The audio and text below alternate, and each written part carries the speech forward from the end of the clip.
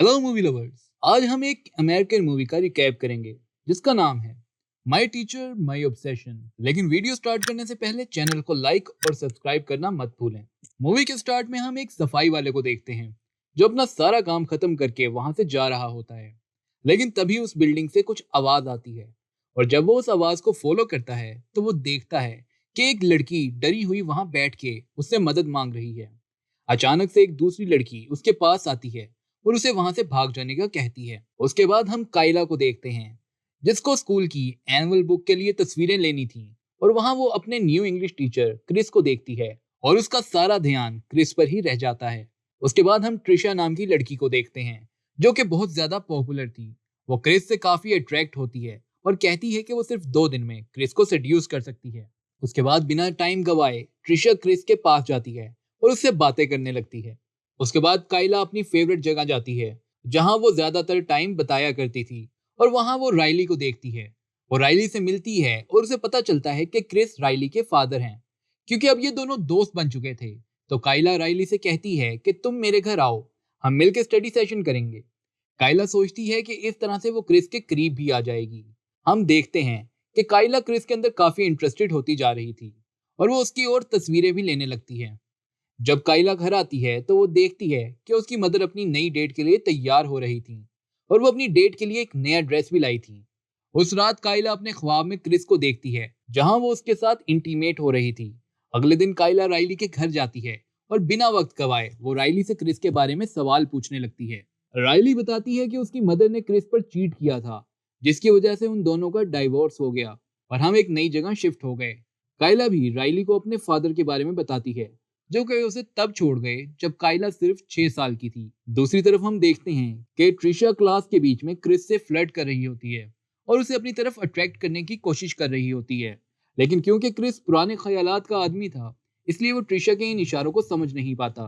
Class के बाद Trisha Riley के पास आ जाती है और वो उससे बातें करने लगती है। काइला भी उन दोनों को दूर से देख रही होती है और जेलिस होने लगती है। काइला राइली के पास जाके उसे बताती है कि ट्रिशा अच्छी लड़की नहीं है और वो क्रिस को फंसाना चाहती है और वो बताने लगती है कि ट्रिशा पहले भी काफी ज्यादा टीचर से अफेयर्स कर चुकी है और ये भी कि पिछले साल हिस्ट्री टीचर के साथ वो इंटीमेट हुई थी जिसके बाद उस टीचर को यहाँ से ट्रांसफर कर दिया गया। उसके बाद घर आके काइला राइली को कॉल करती है और उसे पता चलता है कि बहुत ही जल्दी राइली का 18th बर्थडे है जिस पर काइला उससे कहती है कि वादा करो कि तुम अपने घर पर बर्थडे पार्टी रखोगी और मैं तुम्हारे बर्थडे पर बहुत सारे लोगों को इनवाइट करूंगी।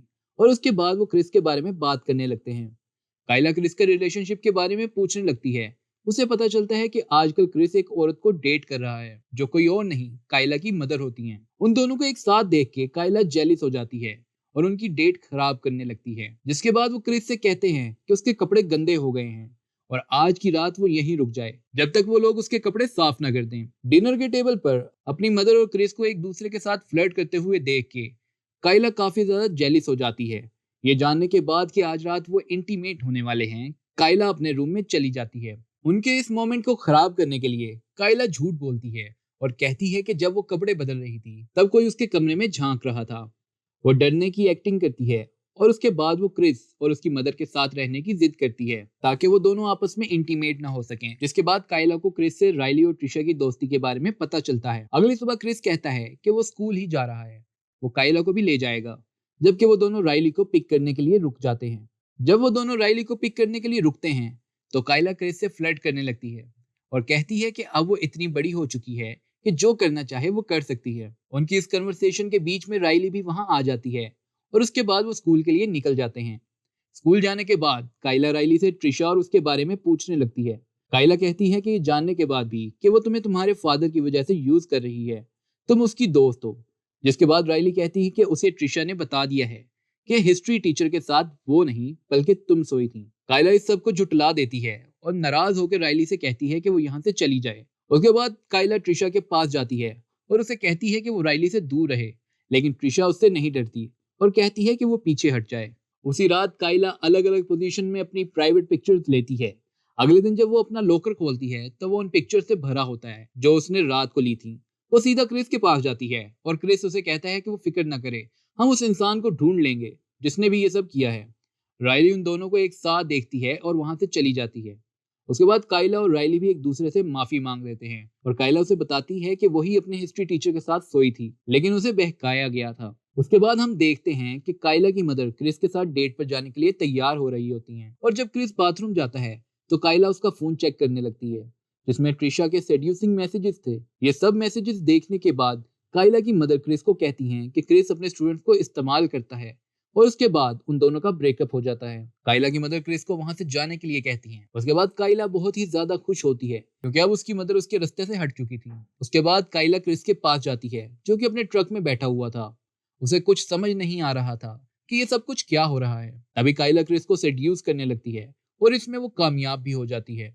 वो पैशनेटली ट्रक में किस करने लगते हैं। क्रिस इस सब से खुद को रोक नहीं पाता और वो इंटीमेट होने लगता है। आखिरकार काइला को वो मिल गया था जो उसे चाहिए था और उसके बाद हमें पता चलता है कि वो सभी मैसेजेस ट्रिशा ने नहीं बल्कि काइला ने ही क्रिस को भेजे थे। अगले दिन क्रिस काफी अपसेट होता है। तभी ट्रिशा उसके पास आके उसके साथ फ्लर्ट करने लगती है, लेकिन काइला बीच में आ जाती है और उसे रोक देती है। और तभी वहां पुलिस आ जाती है और वो ट्रिशा को वहां से ले जाती है। उन्हें वो फोन मिल चुका था जिससे क्रिस को मैसेजेस किए गए थे और काइला के फोटोज प्रिंट किए गए थे और वो फोन ट्रिशा का था। उसके बाद रात को काइला राइली की बर्थडे पार्टी में जाती है और उसे गिफ्ट देती है और उसके बाद वो क्रिस के कमरे में जाती है। काइला क्रिस को सेड्यूस करने लगती है। क्रिस उसे रोकने की कोशिश करता है, लेकिन क्रिस भी अपना कंट्रोल खो देता है और वो दोनों दोबारा से रोमांस करने लगते हैं। इससे पहले कि वो इंटीमेट होते, राइली वहां आ जाती है और ये सब देख के वो गुस्से में वहां से चली जाती है। क्रिस राइली को रोकने की कोशिश करता है, लेकिन अब बहुत देर हो चुकी थी। क्रिस राइली के पीछे जाने लगता है, लेकिन काइला उसे रोक लेती है और झूठ बोलती है कि राइली को शराब की आदत लग चुकी है। वो काइला को इग्नोर करता है और राइली को ढूंढने चला जाता है। अगले दिन राइली काइला की मदर को टेक्स्ट करके बता देती है कि पिछली रात क्या हुआ था। क्रिस जब स्कूल में राइली को रोकता है तो वो वहां से चली जाती है। उसके बाद काइला की मदर क्लास में आती हैं और क्रिस को थप्पड़ मारती हैं और काइला को वहां से ले जाती हैं। काइला अपनी मदर को कहती है कि वो 18 साल से बड़ी है और वो जिसके साथ चाहे उससे प्यार कर सकती है। वो ये भी कहती है कि क्रिस और वो एक दूसरे से प्यार करते हैं। राइली क्रिस के पास आती है और उससे पूछती है कि आखिर उसने ऐसा क्यों किया। क्रिस राइली से माफी मांगता है और वादा करता है कि आज के बाद वो काइला को दोबारा नहीं देखेगा। राइली भी अब क्रिस को माफ कर देती है। दूसरी तरफ काइला ट्रिशा को कॉल करके कहती है कि वो उसे स्कूल से पहले मिले। जब ट्रिशा काइला से मिलने जाती है तो वो खुद को मारने लगती है। वो अपना सर बेंच पर मारती है और अपनी उंगलियां भी तोड़ लेती है। जब क्रिस और राइली वहां आते हैं, वो कहती है कि ट्रिशा ने उसे मारा। उसके बाद ट्रिशा को पुलिस ले जाती है और काइला हॉस्पिटल में आ जाती है। उसके बाद राइली और क्रिस भी हॉस्पिटल आते हैं और राइली काइला से कहती है कि अब तुम्हारा और मेरे फादर का रिलेशन खत्म हो चुका है। काइला भी उसकी हाँ में हाँ मिलाती है। उसके बाद वो राइली से कहती है कि वो उसकी एनुअल बुक पिक्चर्स का काम पूरा कर दे और रात को होने वाले बास्केटबॉल मैच की तस्वीरें ले ले।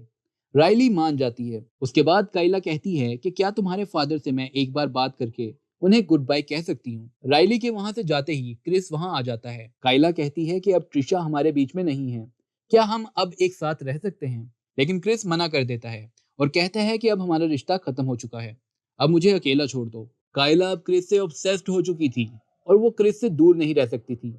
वो क्रिस से कहती है कि वो क्रिस को छोड़ के कहीं भी नहीं जाएगी और वो क्रिस को याद करवाती है कि उसे क्रिस को रोज क्लास में देखना पड़ेगा। लेकिन क्रिस कहता है कि वो अपनी जॉब छोड़ देगा और अपना सब कुछ लेके वहां से चला जाएगा। काइला हॉस्पिटल से एक तेज धार इंस्ट्रूमेंट लेती है और रात को स्कूल चली जाती है। काइला राइली के सामने आती है और उसे कहती है कि अब उन दोनों में से कोई एक ही क्रिस की जिंदगी में रह सकता है। वो उसके पेट में वो हथियार मारती है और उसके बाद क्रिस की क्लास में जाती है। वो स्कैल्पर को क्रिस के गले पर रखती है और कहती है कि वो दोनों एक दूसरे के लिए बने हैं। उसके बाद वो ये भी बताती है कि काइला ने ही पहले वाले टीचर्स को भी बहकाया था। राइली अभी भी जिंदा थी और वो मदद के लिए चिल्लाने लगती है। क्रिस काइला को खुद से दूर धक्का देता है, लेकिन काइला क्रिस पर अटैक कर देती है, जिसके बाद उसका सर एक टेबल से लगता है और क्रिस बेहोश हो जाता है। वहां सफाई करने वाला इन आवाजों की तरफ जाने लगता है और काइला वहां पर बेचारी बनने की एक्टिंग करती है। और जैसे ही वो जेनिटर मदद लेने जाता है, वो राइली से टकराता है जो उसे भागने का कहती है और तभी काइला उसका गला काट देती है। काइला और राइली आपस में लड़ने लगते हैं और राइली काइला पर भारी पड़ रही होती है। उसके बाद राइली और काइला दोनों को ही पुलिस अलग अलग एम्बुलेंस में ले जाने लगती है, लेकिन राइली को यह देख के शौक लगता है कि काइला अभी भी जिंदा है।